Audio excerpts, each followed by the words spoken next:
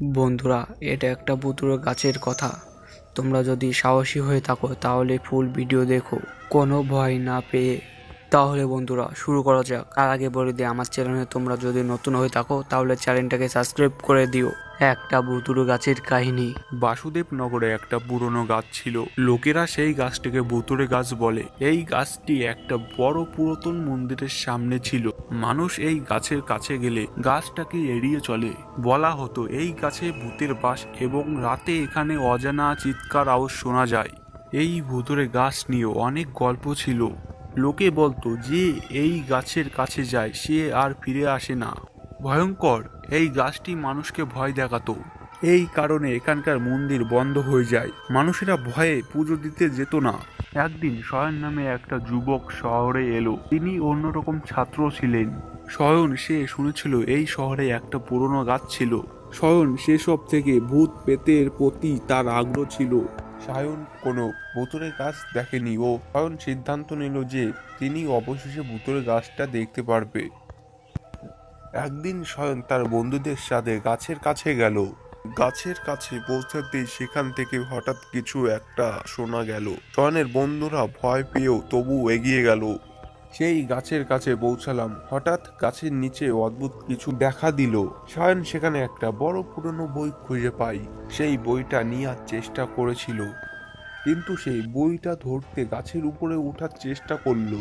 কিন্তু গাছে উঠতেই পায়ের নিচ থেকে একটা অদ্ভুত আওয়াজ এলো, দাঁড়াও, এই গাছের কাছে কাউকে উঠার অনুমতি নেই। শয়ন শুনেও কিন্তু সে পাত্তা দিল না।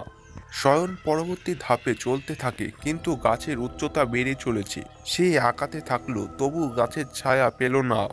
ও কিন্তু শয়ন আর একটা আওয়াজ শুনতে পাই যে এই গাছটা ছেড়ে দাও, কিন্তু শয়ন পাত্তা দিল না। সে আগাতে থাকে, কিন্তু তখনও বইটি খুঁজে পায়নি। তখনও সেই গাছের ছায়া ছাড়েনি। ক্লান্ত হয়ে যায় শয়ন, তাও হাল ছাড়ে না। হঠাৎ গাছের ছায়ার নিচ থেকে একটা বড় ভুতুড়ে চোখ ভেসে উঠল। সেই ভুতুড়ে চোখ তার দিকে তাকিয়েছিল এবং সে তাকে আঘাত করার চেষ্টা করেছে, কিন্তু এর জন্যে শয়নের আর কোনো শক্তি ছিল না। সায়ন শেষ পর্যন্ত হাল ছেড়ে দেয়। সে গাছের কাছ থেকে ফিরে এলো। সে তার বন্ধুদের দিকে তাকালো, কিন্তু তারা তাকে দেখতে পেল না। শয়ন তখনও কাউকে বলেনি যে সে ভুতুড়ে গাছের কাছে যাওয়ার চেষ্টা করেছে। সে ভেবেছে লোক তাকে নিয়ে ঠাট্টা করবে।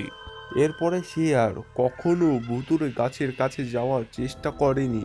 শয়ন গাছটি কখনো স্পর্শ করেনি। সায়নও এই গাছের সম্পর্কে এতখানি অনেক গল্প শুনেছেন এবং সেগুলো কোনো পরীক্ষা করার জন্য তিনি প্রস্তুতি ছিলেন না।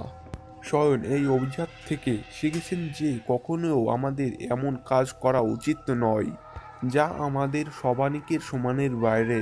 ভুতুড়ে গাছের কাছে যাওয়ার এই অভিজাত আমাদের হয়ে ওঠে। জীবনেও কখনো কখনো আমাদের সীমানার বাইরে যাওয়া উচিত নয়। শয়ন এই ঘটনা তাকে শেখালো যে আমাদের চিন্তা ভাবনা সাবধানে বেছে নেওয়া উচিত। সে আর কখনো ভুতুড়ে গাছের কাছে যায়নি এবং এটা স্পর্শ করার চেষ্টাও করেনি।